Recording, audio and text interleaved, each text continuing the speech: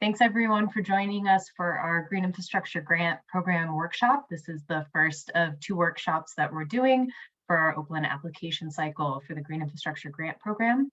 My name is Sarah Bloom. I'm a senior watershed planner with the San Francisco Public Utilities Commission, and I'm joined by a couple other teammates today.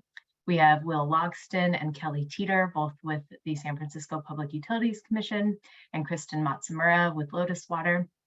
So we'll be available as we're going through the presentation to answer questions, and look forward to hearing from you guys.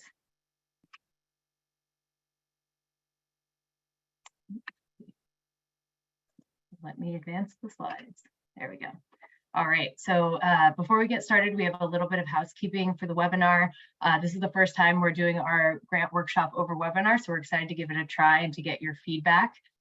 This webinar is being recorded, so for anybody that couldn't make it, or if you want to go back and refer to it at a later time, we will be posting it on our website.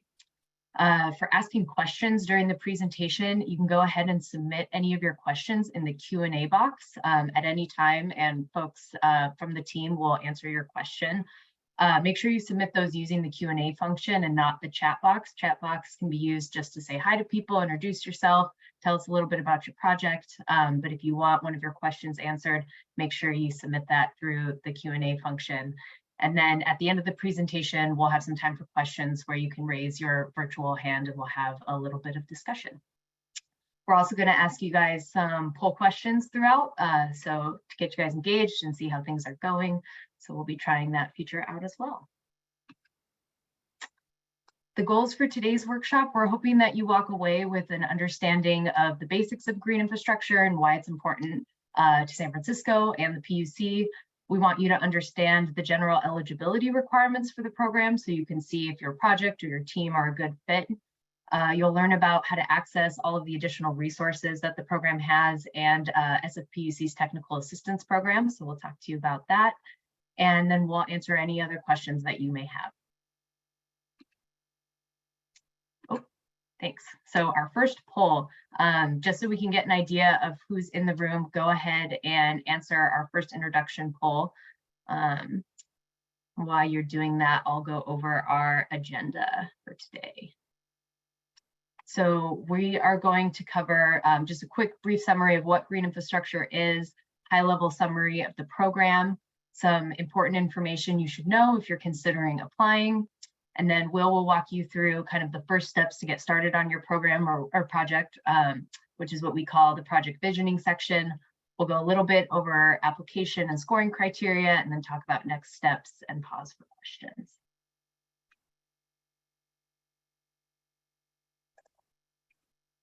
Right. Will, what was the result of our first poll?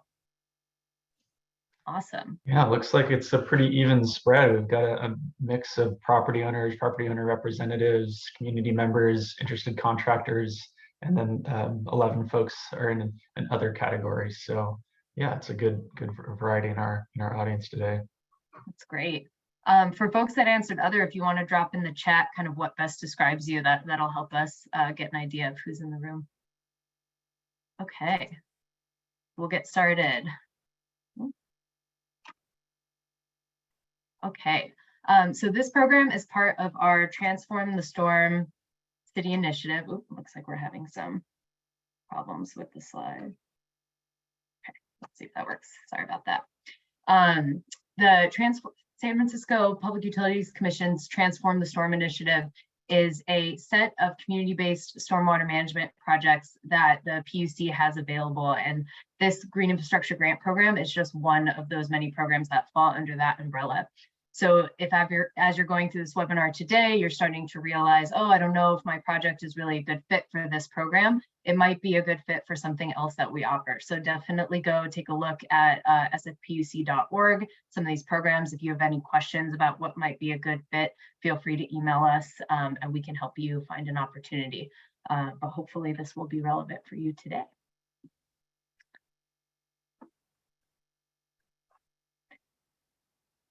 So many of you might already know this, but San Francisco has a combined sewer system, which is pretty unique here in California.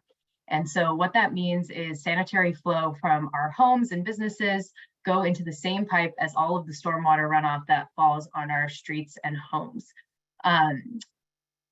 As more people move into San Francisco and we pave over more areas and we have more intense rain with climate change, those pipes that were built sometimes, 100, 150 years ago, fill up more quickly. And so we want to use green infrastructure to help keep stormwater out of that sewer system and maintain our capacity. All right, we're going to start with our second poll. Want to learn a little bit about what makes green infrastructure exciting to you guys. If we can get that up. Great. So go ahead and answer that while I go through some of these slides. Green infrastructure, as we define it here at the PUC, is a set of sustainable engineered stormwater management tools that are designed to slow down and route stormwater away from our city sewer system. There's a lot of different types of green infrastructure, some of which are green and vegetated, some of which are not. The most common that you'll see is our rain gardens or bioretention basins. Those are vegetated or planted areas that are designed to collect stormwater and soak it into the ground. But we also have things like permeable pavements, which allow stormwater to soak through the pavement, or rainwater harvesting, which collects it to be used after. You can also do technologies like green roofs, which will put plants and vegetation on your roof and help you soak that stormwater in before going back to the sewer system.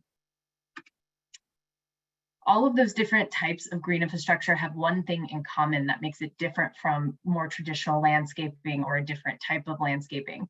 And that's a collection of stormwater from a specific area of impervious surface, or what we call a drainage management area, or DMA. So this is a really important concept for our program because it actually determines how you get, how much funding you can get through the program. So each green infrastructure facility, whether it's a rain garden or permeable pavement, has a specific area of impervious surface that drains to it. And that facility is sized to manage the amount of stormwater that is flowing to that facility. So when you see, drainage management area, DMA, or per impervious acre managed, that's the concept that we're referring to. And this is something you'll develop in your project, and that we'll get to into the project visioning of how to figure out what your drainage management area is. So we will cover that. All right, well, what are the poll questions? Let's see, a lot of people. Yeah, it looks like, some of the more popular responses were, green infrastructure being an opportunity to make green space more accessible for everybody and help San Francisco become more resilient to climate change. And only one attendee does not know what green infrastructure is. And so hopefully you'll learn more about that today. That's great, thanks, Will. Yeah, so in addition to all of those other great reasons for doing green infrastructure, PUC is also doing a rate change that's going to incentivize folks to want to build green infrastructure on their property. So if you're a current San Francisco ratepayer, you may not know this, but your current sewer service charge actually includes cost of service for both sanitary sewage flow and stormwater, since we have that combined sewer system. But starting in July 2023, our customers are actually going to see that single bill item broken out, and you'll see a separate line item for stormwater. So you can see exactly how much of your sanitary service flow charge goes towards stormwater management. And with that change, customers will be able to receive bill credits on the stormwater portion of their bill for managing their stormwater on site, whether you do that through a project like through this grant program or just on your own. There will now be a bill incentive and potential future credits for folks who manage their stormwater on site.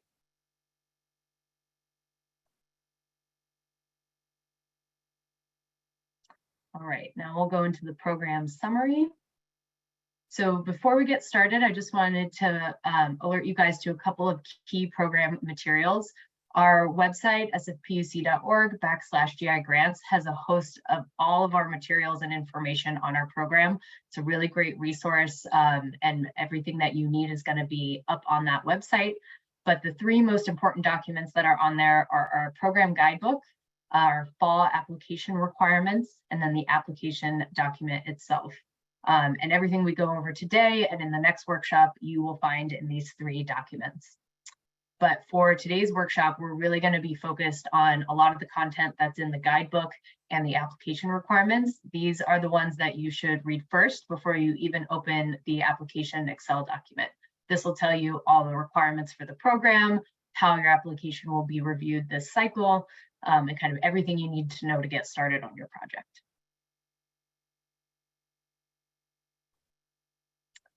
So our Green Infrastructure Grant Program encourages San Francisco properties to design, build, and maintain green infrastructure on their properties. This program is really targeted towards large and highly impervious parcels. You'll see that when we go over our minimum eligibility criteria, and we'll talk a little bit about how you can figure out if your project is large enough for this program. And if not, what other opportunities are available to you. And this program is also open to both public and private parcels. So it can go to any type of parcel we have in the city. As part of the grant program, PUC will fund the design and construction of the green infrastructure project itself, and the property owner will be responsible for ongoing maintenance.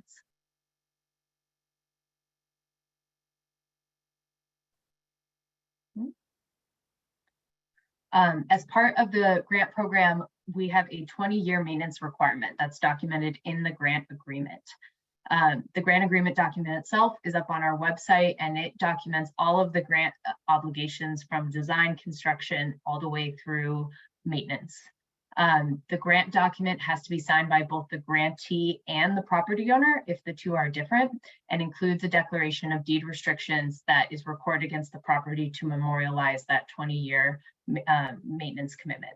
It also includes the requirements for annual reporting with the PUC.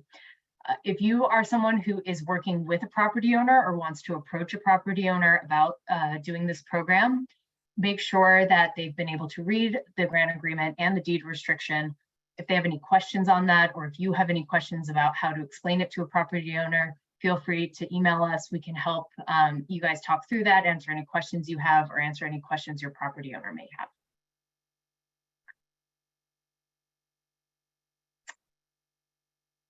This fall is an upcoming change that we have to the program. So for folks that have been familiar with our program in the past couple of years, it's been open on a first come, first served basis. Now we're going towards specific application cycles. So right now the application is open for the fall of 2022, and those applications are due October 1st.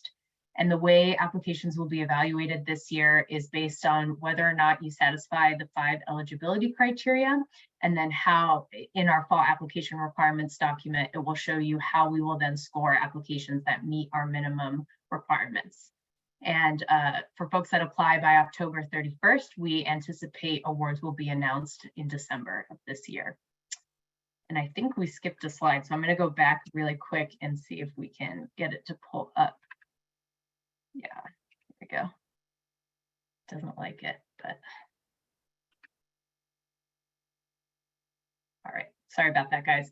So as part of the program, we have 5 high-level eligibility criteria that you have to satisfy in order to have your application reviewed.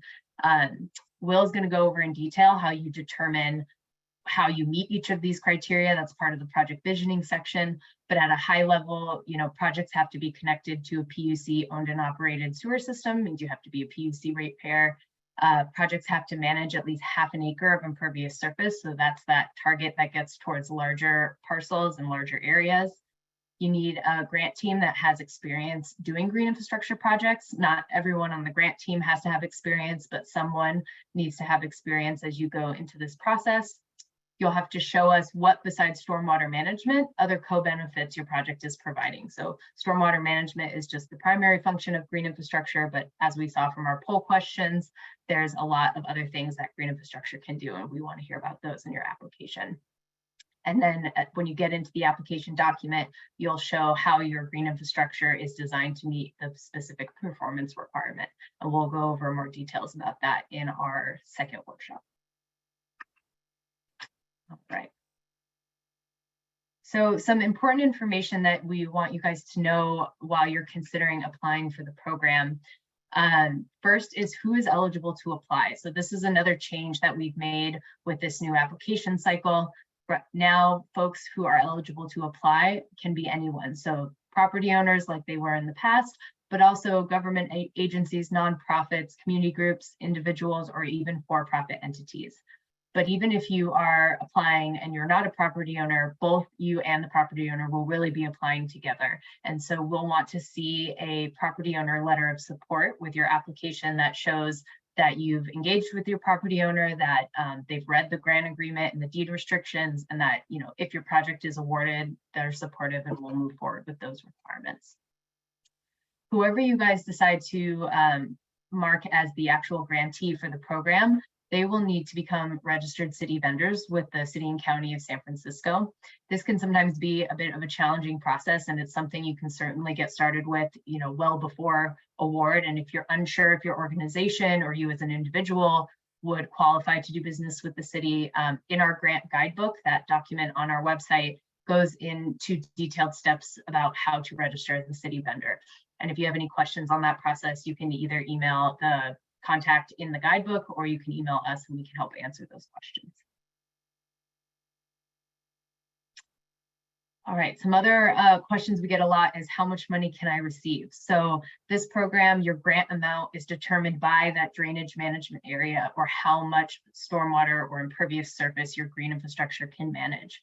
Our maximum grant award is $930,000 per impervious acre managed, up to $2 million per project.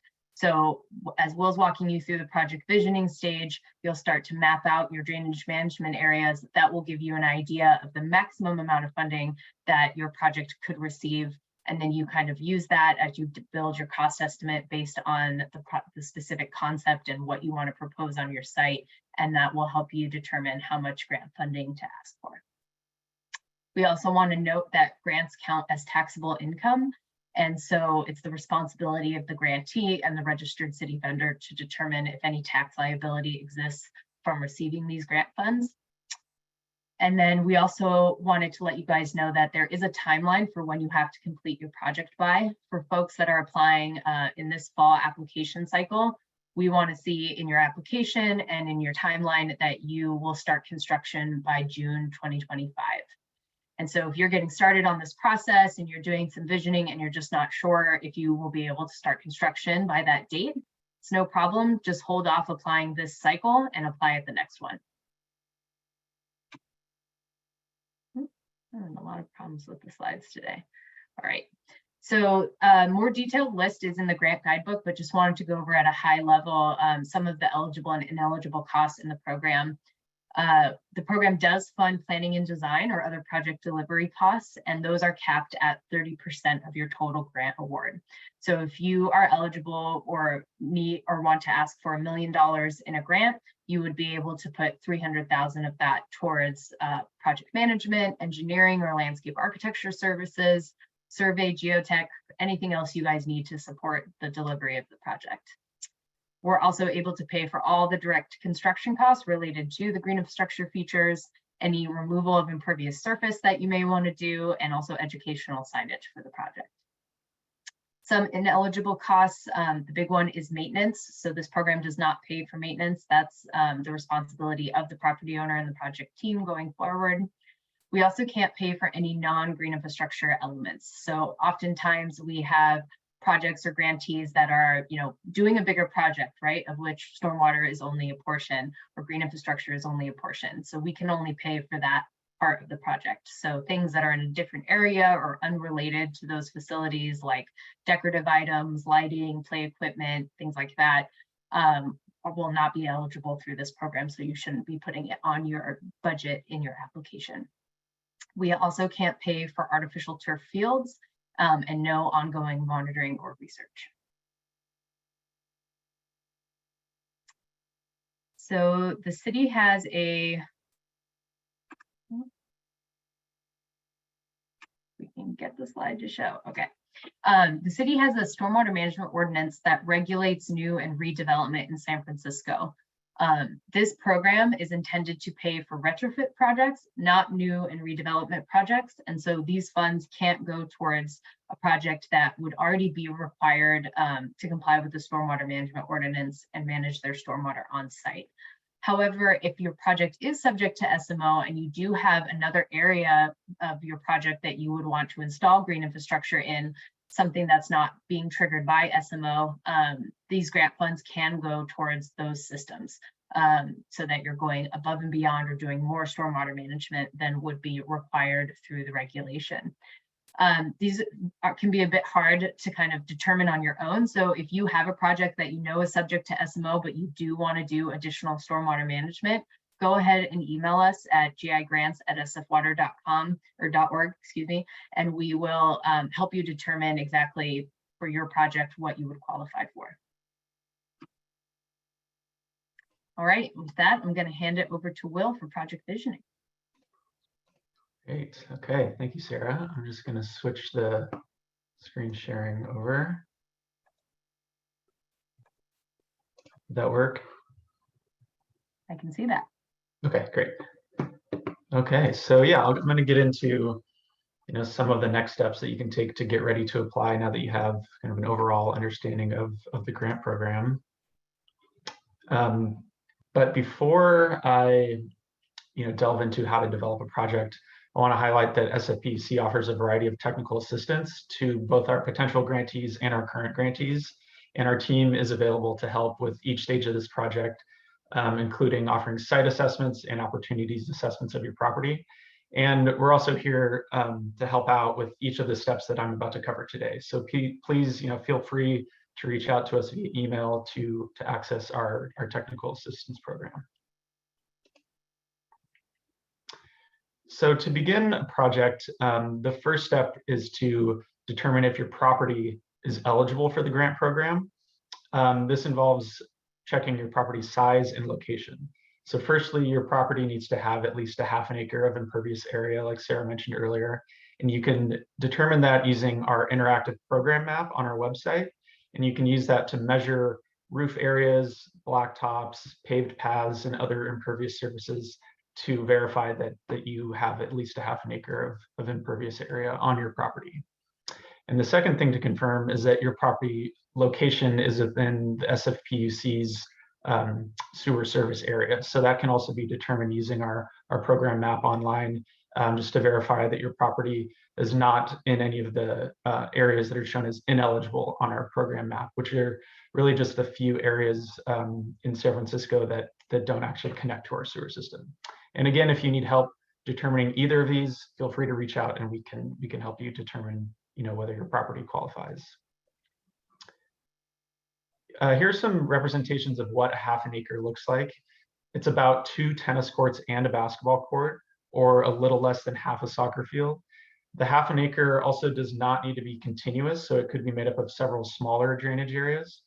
And I also want to highlight that if your property does not have ½ acre of impervious area, not to worry, because we also have other grant program opportunities that your property might qualify for, including the Watershed Stewardship Grant Program, which does not have a minimum area requirement.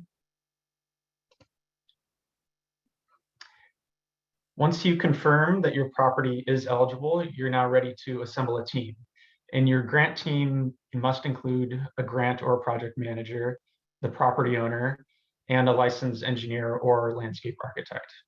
We also recommend recruiting members of your community, operations or maintenance staff that might have knowledge about your property, and any other stakeholders that might have interest in your project. If you need help finding an engineer or a landscape architect to work with, you might want to check out our GI vendor list, which is found on our website. And if you are an interested contractor, you can also sign up on our website to be listed on that GI vendor list to help you connect with property owners. And while you will eventually need a professional engineer or landscape architect to help you design your project, it's not a requirement that they fill out the application or that they be under contract at the time of application. But that being said, you will likely need some technical assistance from a designer in order to complete the application. And some firms may offer to help you complete the application if you do agree to work with them should the project be awarded. And then again, our team is also available to help you with technical assistance during the application phase.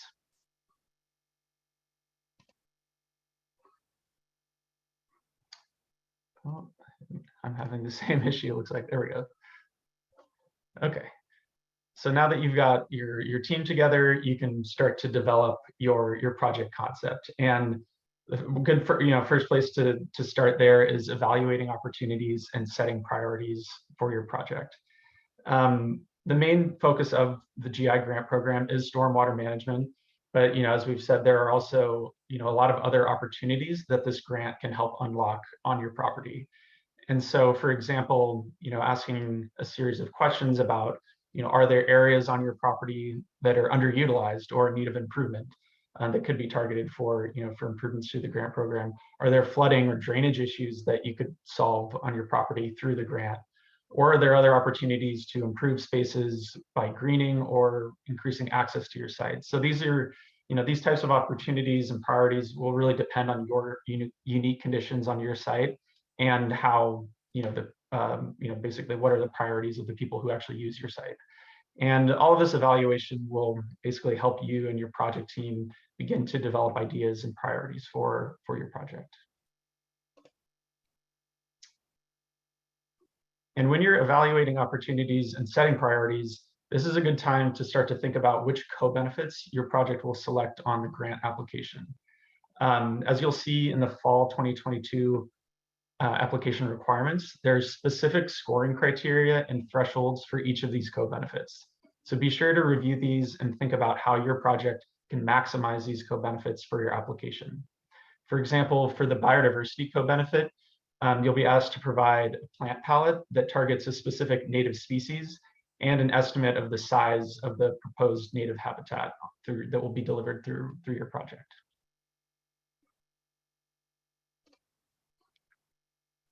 So now that you have some ideas about your priorities and opportunities, you can begin to apply them spatially to your property. And identifying these opportunities and traits specific to your property will help you lay the groundwork for your eventual concept design that you'll submit through your application. And again, if you need help with this, don't hesitate to reach out because we offer site visits where our team can come out and perform a green infrastructure opportunities assessment on your property. This opportunities assessment will basically involve us coming out doing a site walk with our team and representatives from your project team, after which we'll provide a summary that will include an outline of potential drainage areas on your property. We'll include information about soil types and geologic factors to consider for your site. And we'll also include locations that we observed of existing drainage infrastructure and other opportunities and constraints. And this opportunities assessment that we'll provide will also include some preliminary ideas of potential green infrastructure types that might be a good fit based on the conditions on your property. So we might be looking at locations of roof downspouts, and those being the potential opportunities to collect roof runoff and divert that into some type of green infrastructure facilities. We might be looking at the type of soil, if it has really low infiltration rate, that presents its own unique challenges for the project. We might see existing grading that part of your property might already be draining in a specific direction that would be a good location for some type of green infrastructure. So these are all the kind of things that we'll sort of evaluate through that opportunities assessment. And so once you've completed these steps 1 through 4, you're ready to actually develop a project concept level design, which you'll submit at the time of your application. The opportunities assessment that I described is a great thing to do to help inform your concept design, but you'll need a little bit more information beyond the opportunities assessment to be able to actually deliver this concept design to us for the application. Some of the important elements that you'll have to include in your concept design include existing conditions, which might involve like the locations of existing utilities and your proposed conditions. So that would include the proposed types and locations and size of green infrastructure, along with their drainage areas. It's important to demonstrate that you have an understanding of how stormwater will flow through your site to and from the green infrastructure facilities. This is an example of a concept level design that's shown here, and you can see kind of the level of information showing the specific drainage area, where that's flowing to, and the type of green infrastructure, in this case a rainwater harvesting system that would capture runoff from that roof. As a reminder, the total impervious drainage area of your project is what we'll use to determine your grant award. So it's important to have a good understanding of that at the time of application.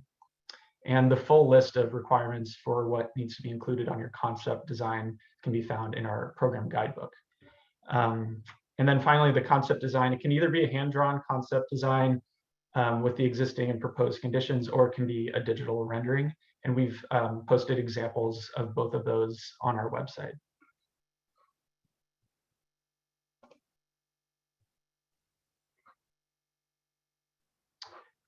Now, we know that this sounds like a lot of work, which is why we have a robust technical assistance program ready to help you out. And while it is, a significant level of effort to deliver these projects, there's also a big reward in the end in seeing the outcomes and how some of our previous grantees have really transformed their properties. And so hopefully to give you, a little bit of inspiration, I wanted to give a couple examples of how our prior grantees have utilized this program and manage stormwater while also improving their properties. And so this is one example of a project that was awarded and is just wrapping up construction this year at Lycée Français San Francisco, their Ortega campus. They were really interested in highlighting their commitment to sustainability. And so they delivered really a variety of different green infrastructure technologies, including drought tolerant planting around the school, a rainwater harvesting cistern, permeable pavement in the schoolyard, and a rain garden. And in addition to greening their campus, the school also plans to integrate these project elements into the school's science curriculum.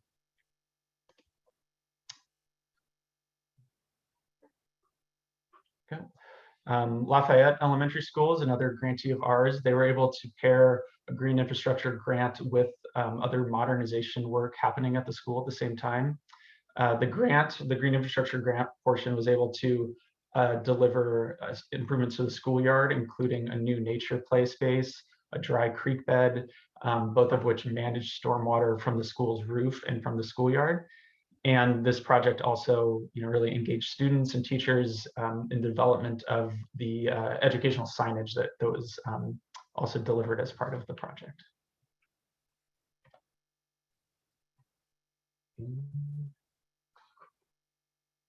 Sorry, it looks like it's getting stuck again. Yeah, I wanted to share some more photos of Lafayette to just share examples of how this project, activated the schoolyard and provided, more nature play opportunities for students at this elementary school. Okay, and to conclude this workshop, just going to give you a brief overview of the application process and some next steps. So before the next workshop, be sure to take a look at the fall 2022 application requirements in our guidebook. But just to give a brief overview of what our application evaluation criteria looks like, we'll be scoring applications out of 100 points. And that will be based on the overall stormwater management of the project, which is worth 15 points, the number of co-benefits and how well your project maximizes those co-benefits, worth 30 points, the quality of your proposed concept design and budget, worth 35 points, and how well you've articulated your implementation plan and schedule for the project, which is worth 20 points.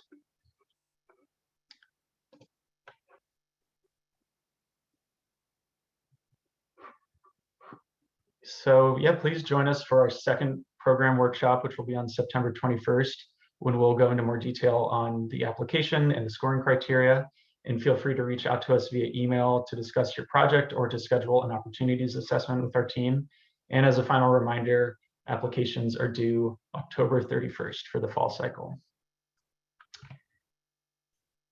And with that,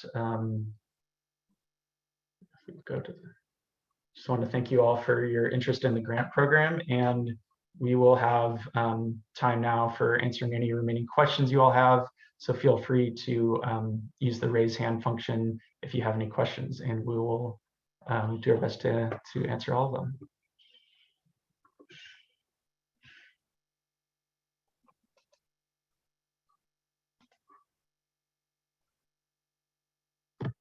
Okay, so I'm going to unmute folks as I see them come in with raised hands. So first I see Annette, so I'm going to allow Annette to talk. Annette, can you try speaking? See if this works. Yes. Can you hear me? Perfect. I was just curious, do you have any examples of like a private homeowner who, it's hard for me to imagine somebody having a half acre of surface that would apply. So this seems to me like a much bigger project type program. Yeah, I can answer that one. It is, yes. So this program is targeted towards larger properties, and we are in the development phase of a kind of a residential version of a green infrastructure grant. So we're hoping to pilot that next year, which would be applicable for smaller residential properties. But you're correct. This program is really targeted towards larger institutional properties with really large impervious areas that we can target for stormwater management. Okay, thank you. And just a quick follow-up then, you mentioned the watershed stewardship program for smaller projects. What could you just give a quick thumbnail sketch of what that's about?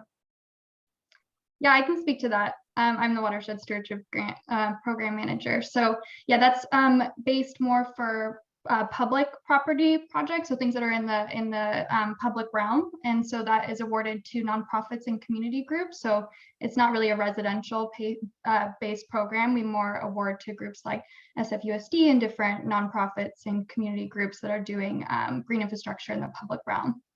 And I can drop a link in the chat to that grant page on our website, so you can learn more and reach out to me if you have any more questions. Okay, all right, thank you. Okay, next we have James Fleming.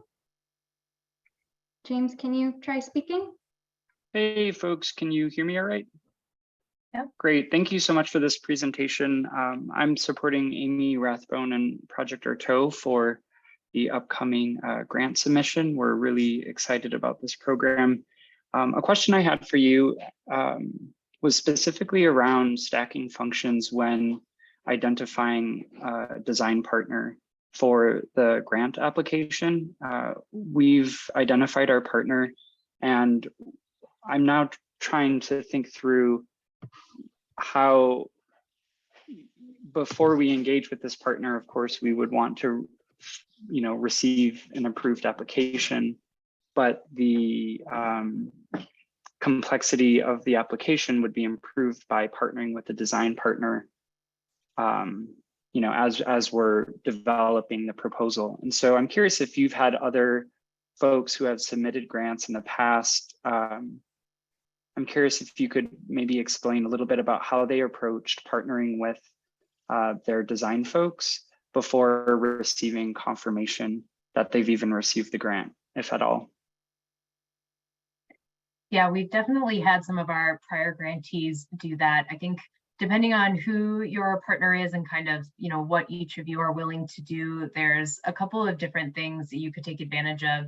Sometimes an engineering firm will help you with the application pro bono, with the acknowledgement that, you would work with them going forward if awarded the grant. You could also allocate some of your planning and design funds back to that firm if awarded, to cover the cost of them supporting you on the application. So that's another option as well. And then, if neither of those work for your partner, that's why we have such a robust technical assistance program. So the folks that are here, helping everyone get ready for the application, we're not the ones that review those applications. So that's what allows us to really give you guys a lot of technical support as you go through those documents. So if there's a place where you're not sure about, your performance calculations, or you just can't get access to that engineering partner or landscape architect partner, we're here to help with that. Amazing, Sarah. Thank you so much. That was really helpful.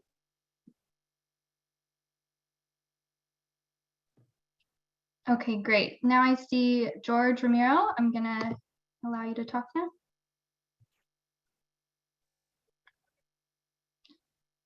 George, can you unmute yourself?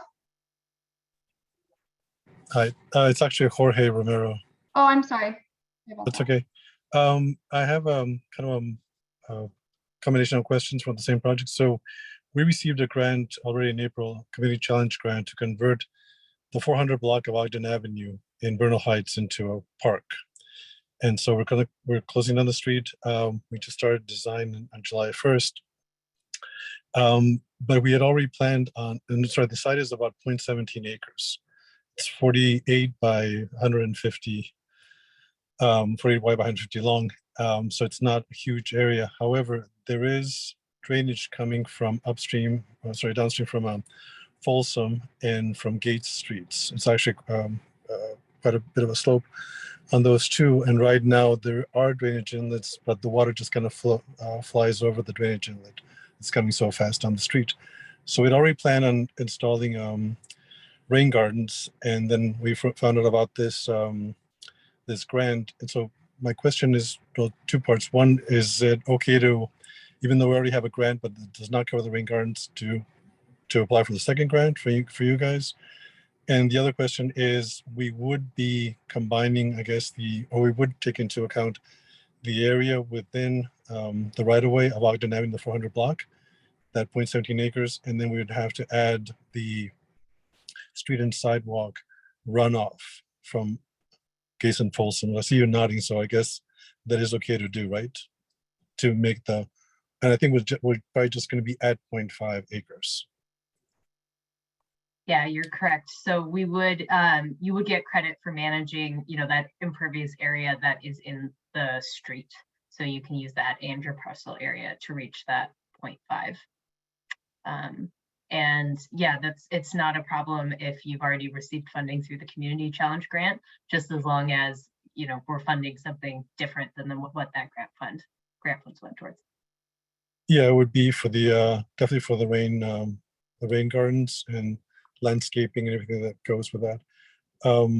So, but it would have to be then, you wouldn't, for example, let's say that the grant covers 50% of the demolition work, because there is some existing pavement. It's an unaccepted street. And the rest we're fundraising ourselves. But if, for example, we get your grant, can we apply part of it to meet the other, or to pay for the other 50% of pavement demolition?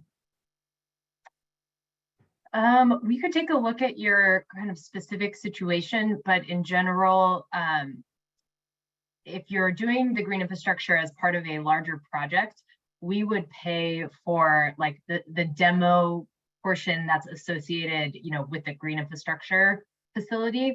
So it's not an exact science, right? But it would be something akin to, what is the total cost of the green infrastructure portion versus the rest of the project, or the certain square footage or area of demo, we could pay that, certain amount, but we wouldn't be able to pay for kind of, just all of the demo of the site, or, you'd have to show us like how that piece is related to the green infrastructure part, but it would certainly cover that.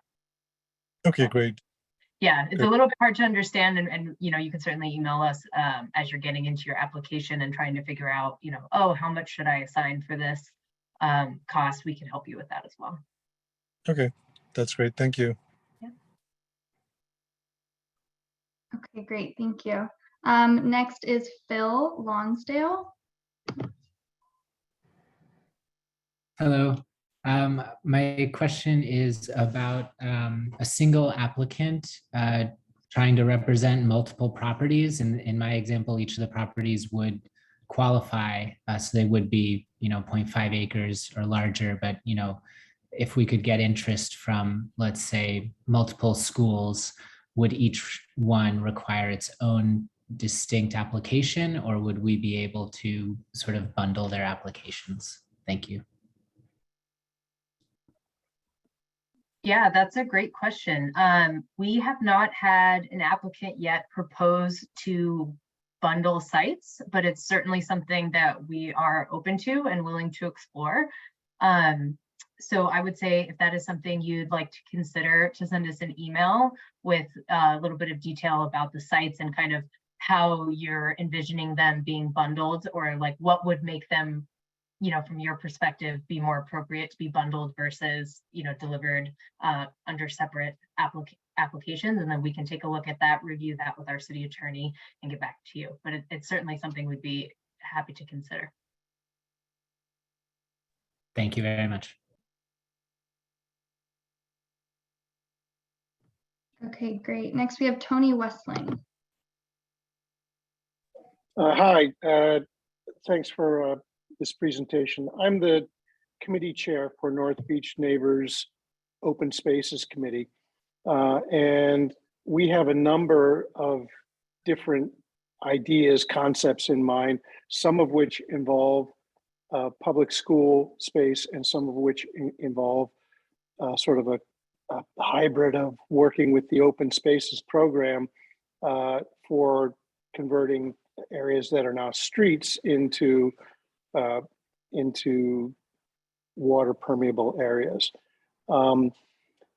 It sounds like there's sort of I guess for me, there's a little bit of a lack of clarity. If we're working with a school, I see Lafayette School there. I don't know if that's a public school or a private school, but if we're working with a school, does that fall under this program or does it fall under that other program that you talked about? And if we're talking about property that is currently part of the public right-of-way, say a parking lane or a parking lane and a travel lane on an existing street, what's sort of the process here? Who, do we talk to you? Should we be talking to the schools, and having them apply?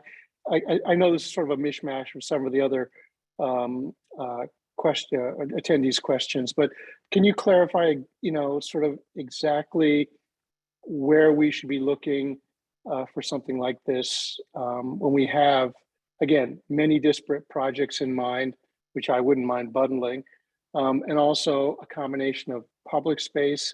I doubt we would have any private space, but that's not a foregone conclusion. And some of it public schools, some of it public right-of-way. Yeah, I can take a stab at that, and Will or Kristen definitely jump in if you have other thoughts. So this program, to think about it in terms of what you can do in a public school or public space and versus the public right-of-way. So each project that applies needs to have either public or private parcel that is kind of the anchor of the project, or the owner of the project or grantee for the project. The project can include improvements in the public space that are part of it. We've always envisioned that, if a school gets a grant, they do something in their yard, they could also do something in the street in front of the school, or there's no requirement that the project can't kind of expand beyond those boundaries. But right now, with our current requirements, it couldn't be just a public right-of-way project. So it couldn't be just in the street. We would have to have a parcel associated with it. If you're looking at doing, stormwater management just in the public right-of-way, that might be an opportunity with that stormwater management, watershed stewardship grant, excuse me. If there's a community group that would want to kind of lead that project. But for this program, it needs to be part of either a public school or a private school or some other kind of property. Okay, and I have one quick follow-up question. You said that this does not pay for artificial turf, but does that mean that any project may not include artificial turf, or just that would not be part of covered by the grant? Just that it won't be covered by the grant. So if the grantee or community wants to include that at their own cost, that's no problem for us. Okay, thank you. Okay, great. Next we have Melinda Sullivan. Hi, thanks so much, everyone. And I see Sarah has provided an answer to my question. I'm just curious, though, seeing as so many of the SFUSD kind of school modernization projects are included as precedents, I would imagine that they are subject to the stormwater management ordinance. So if you have any other kind of general rules or tips for how to reconcile that you could share now, that would be great. Otherwise, I can kind of send you a more detailed email with more details about my specific Rec and Park project. You can always send us a bit more detail and we can take a look at your specific example. But a lot of times what we've seen with our public partners in this program, through the district or through Rec Park, is that the stormwater management compliance portion of that modernization project or the park renovation project is relatively small, right? They'll be building a new addition to the school, and that addition will be subject to the SMO, but the rest of the playground won't be, the existing buildings won't be. So those sites that have a lot of space where they're not doing kind of lot line development does provide a lot of opportunity to add grant funds to manage what we call like the unmanaged areas, if that makes sense. And then with, park renovations, a lot of those are sites that are more than 50% pervious. And so they don't require installation of BMPs to meet the stormwater management ordinance, which means our grant funds can fund, the installation of BMPs on those sites as well. So each site, is very detailed, and we can certainly look at your specific example or site that you're thinking of and, get you kind of a final determination on that.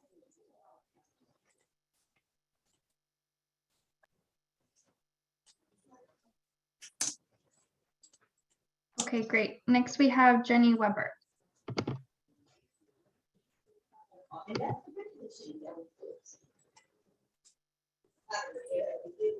Jenny, do you have a question? Sorry, I didn't realize I was muted again. Sorry. But thank you all so much for this wonderful opportunity. And the question I have is in discussing going for a stormwater grant with Tamara Barliff from the Green Schoolyard Management Program at SFUSD, they said that there was an issue with SFUSD not being able to afford to manage their side of this work. Has that been worked out more, that they can be paid out of the 30%? Yeah, district staff time is an eligible soft cost. Wonderful. That's great news. And then the other question is, I saw that we're supposed to have done projects of the equal size. How flexible is that? Like, can part of the team have done projects of the equal size versus the lead? Oh, for the experience requirement? Yes. Yes. Yeah. So it doesn't have to be everybody on the team, but what we would recommend is, finding a design firm that's done green infrastructure projects or SMO projects, or having a project manager that's, worked at that scale. Or if you're partnering with the district, right, they've done a lot of projects at this scale. So that would meet that requirement. Oh, wonderful. Thank you. Very exciting. Okay, great. And then our last question is from Russell. Hello, hey, can you hear me? Yes, so the question I have is about reimbursement. Is it a reimbursable grant if awarded, or are the funds available to draw down as the project is progressing? Thanks. Yeah, so it's a little bit of both. So because these are such large projects, we give structured upfront payments so that folks don't have to fret, a lot of money in order to be able to get these projects done. So you'll get your planning and design funding upfront. We'll give you structured payments as you move through construction. And the only bit that is reimbursement is where the grantees are required to retain 10% of the grant funds. So you'll have to put up 10% ahead of time, and we retain that at the end until you've successfully completed the project and turned in your final report. So you can think of it as, 10% of grant funds are reimbursable, the other ones are provided upfront. It's a good question. We did not include that in our presentation. We will add that. Okay, great. It looks like that's all we have for folks with their hands raised. It looks like we have 5 minutes left. If there's any other questions, feel free to raise your hands or drop them in the Q&A box. And maybe now would also be a good time to put up our final poll. We would love to get your feedback on how the webinar was today so we can improve going forward, and make sure we can incorporate anything else in the next one.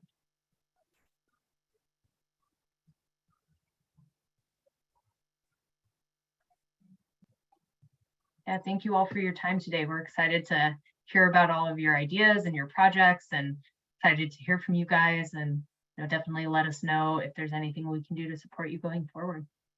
And thanks to the rest of the team here and our panelists for taking the time to help with the webinar.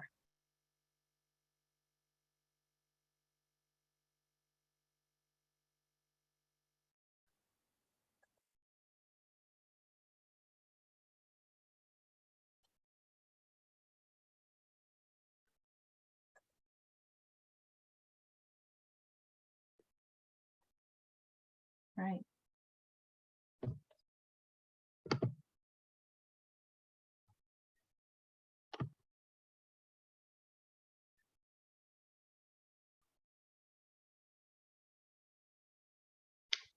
I saw Johanna just asked if the folks will be receiving this presentation. Just wanted to let everyone know that we will be emailing a recording out along with other resources early next week to all the folks that registered and then our whole mailing list. So yes, you will.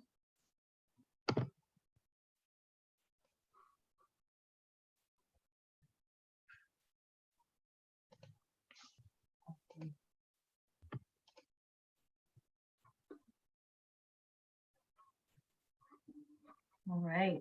Well, we'll say goodbye with that. Oh, unless we got a few more questions. Okay, no, I think we're good. We'll say goodbye with that and hope everybody has a great afternoon. We'll see you on the 21st for our next webinar. Bye, everyone. Thank you. Thanks, everyone.